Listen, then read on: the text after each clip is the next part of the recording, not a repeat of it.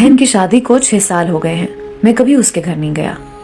ईद शब रात कभी भी अब्बू या अम्मी जाते हैं। मेरी बीवी एक दिन मुझे कहने लगी, आपकी बहन जब भी आती है उसके बच्चे घर का हाल बिगाड़ कर रख देते हैं, खर्च डबल हो जाता है। और तुम्हारी माँ हमसे छुप छुपा कर कभी उसको साबुन की पेटी देती है, कभी कपड़े, कभी सर्फ के डब्बे, और कभी कभी तो चावल का थैला भर देती है। अपनी माँ को बोलो ये हमारा घर है, कोई खैरात सेंटर नहीं। मुझे बहुत गुस्सा आया। मैं मुश्किल से खर्च पूरा कर रहा हूँ और माँ सब कुछ बहन को दे देती है। बहन एक दिन घर आई हुई थी। उसके बेटे ने टीवी का रिमोट तोड़ दिया। मैं माँ से गुस्से में कह रहा था, माँ बहन को बोलो यहाँ ईद पे आया करे बस, और ये जो आप साबुन, सर्फ और चावल का थैला भर कर देती है ना, इसको बंद करें सब। माँ चुप रही, लेकिन बहन ने सारी बातें सुन ली थी। मेरी बहन कुछ ना बोली। 4 बज रहे थे। अपने बच्चों को तैयार किया और कहने लगी, भाई मुझे बस स्टॉप तक छोड़ाओ। मैंने झूठे मुंह कहा, रह लेती कुछ दिन, लेकिन वो मुस्कुराई, नहीं भाई, बच्चों की छुट्टियां खत्म होने वाली हैं। फिर जब हम दोनों भाइयों में जमीन का बंटवारा हो रहा था तो मैंने साफ इनकार किया, भाई मैं अपनी जमीन से बहन को हिस्सा नहीं दूंगा। बहन सामने बैठी थी, वो खामोश थी, कुछ ना बोली। माँ ने कहा, बेटी का भी हक बनता है, लेकिन मैंने गाली देकर कहा, कुछ भी हो जाए मैं बहन को हिस्सा नहीं दूंगा। मेरी बीवी भी बहन को बुरा भला कहने लगी और वो बेचारी खामोश थी। बड़ा भाई अलहदा हो गया कुछ वक्त के बाद और मेरे बड़े बेटे को टीबी हो गई। मेरे पास उसका इलाज करवाने के लिए पैसे नहीं थे। मैं बहुत परेशान था। कर्ज भी ले लिया था 1 लाख रुपया। भूख सर पर थी। मैं बहुत परेशान था।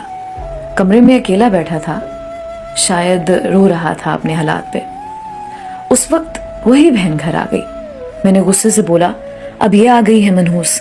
मैंने बीवी को कहा, कुछ तैयार करो बहन के लिए।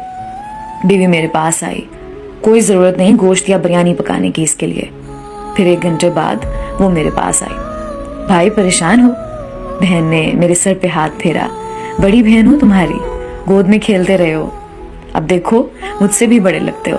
फिर मेरे करीब हुई, अपने पर्स से सोने के कंगन निकाले, मेरे हाथ में रखे, आहिस्ता से बोली, पागल तू ऐਵੇਂ ही परेशान होता है।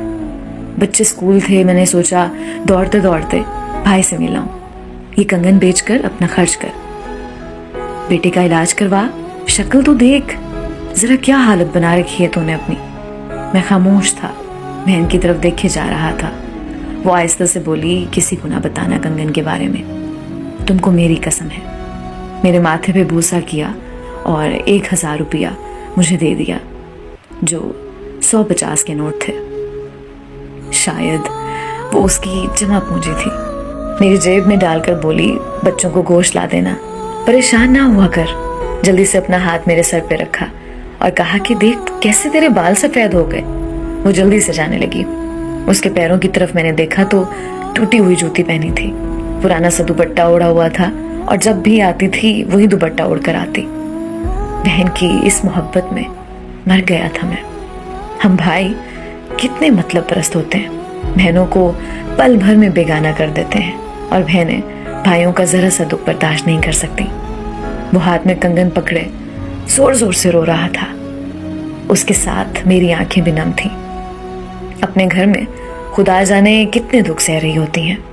कुछ लम्हे बहनों के पास बैठकर हाल चाल पूछ लिया करें, शायद उनके चेहरे पे कुछ लम्हों के लिए एक सुकून सा आ जाए। बहनें माँ का रूप होती हैं,